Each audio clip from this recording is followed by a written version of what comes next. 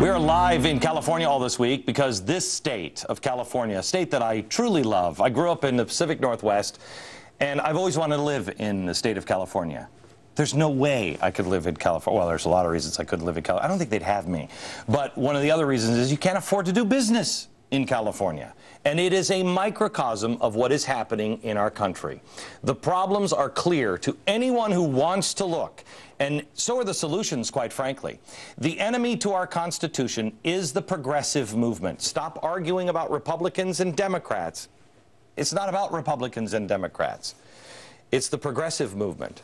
It was meant to evolve the United States out of a republic. I just showed it to you with Joe Klein. Remember what he said? We're a democracy, and the more democratic we become, the better. No, no, no. Name, Joe Klein, the democracy that has ever succeeded. I could point to none. It has been slow and steady. And just like you don't notice the erosion from the rocks, from the beating surf at the beaches, you don't notice that overnight. You notice it in time. You'll come to the beach one day and you'll say, gee, look how much is no longer there. That's the way it is with the progressive movement and our republic. Brian Kennedy is here. He's the president of the Claremont Institute. Brian, good to see you, sir. Good to see you, Glenn. You have been at the Claremont Institute. You guys have been studying this for like 30 years, right? Right. And I have to tell you, I don't know how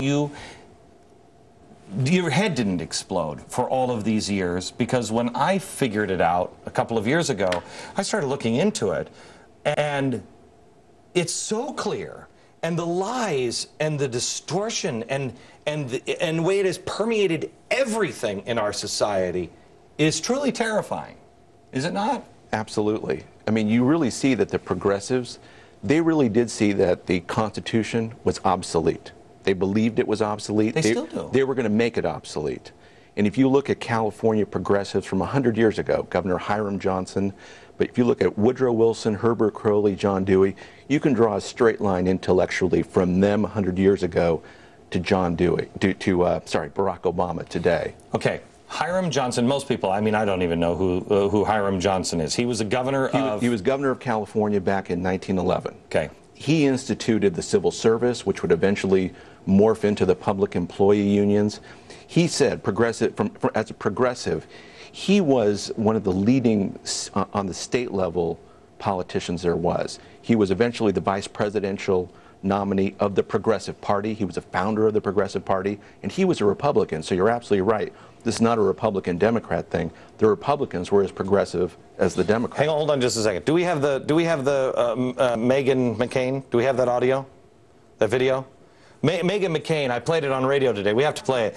Meghan McCain came out yesterday on Larry King and said, I like this progressive Republican. And nobody, she tried to describe that as somebody who's just liberal on policies. No, no. It is absolutely progressives gay. And there's no ifs, ands, or buts about this. If you understand progressivism, it means the end of our Constitution, does it not?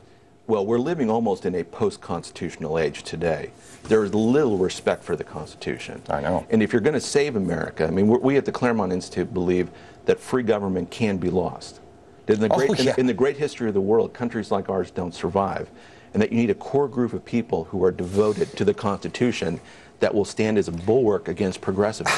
How excited, Brian, are you to see people that are, they're not, the media doesn't understand these Tea Parties, or maybe they do and they're trying to, because it's a progressive. Yeah.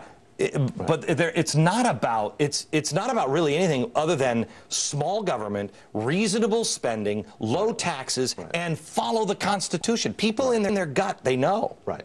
That must be exciting for somebody who's been watching this for 30 years. Absolutely. People know that government's supposed to do a few things and do them very well, like national security, build roads, print money, those kind of things. Government's not supposed to do these other things. But we see government today trying to do absolutely everything when it comes to the economy and society writ large. And we know it's not working. Oh, I mean, that's clear. I have 1 minute here. This California Secretary of State website, learncalifornia.org, where you can learn California history. It has content for teachers for their lesson plans. Looked up progressivism. In it, it talks about how great progressivism is. In the progressive movement lies the roots of a strong liberal tradition in California, a liberalism that would no doubt horrify some of the rather conservative progressives. At the same time, the hopes of the leftist progressives. They hope that progressivism would be the first step in an evolutionary socialism. They may be a little disappointed, however. But the expanded activist government initiated by the progressives was a prerequisite for the welfare state, despite the fact that progressives concern themselves primarily with moral and political reform after the New Deal. It talks about how it is altering already much of the Constitution. They succeeded in altering the political mindset for the state. This is all presented in a good way. Absolutely. How do you possibly survive when your children are being taught that progressivism and changing the Constitution slowly like this, evolving it, is a good thing? Well, remember this. We're not going to ever become like Europe. And the reason is simple. We're Americans. We have these tea parties. Look at your success. Look at the success of conservatives all over America. When the American people hear the right argument, they do the right thing, whether it's a Tea Party or Massachusetts or New Jersey. And I have hope about California.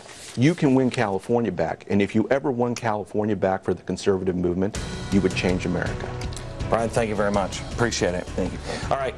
Next, a closer look at some of our favorite California progressives. I'm lying. I don't have a single favorite progressive. Back in a second.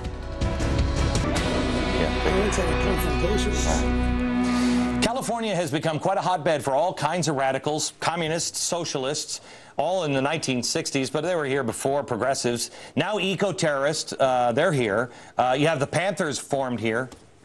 Nancy Pelosi is here. A lot of really dangerous people in a state as volatile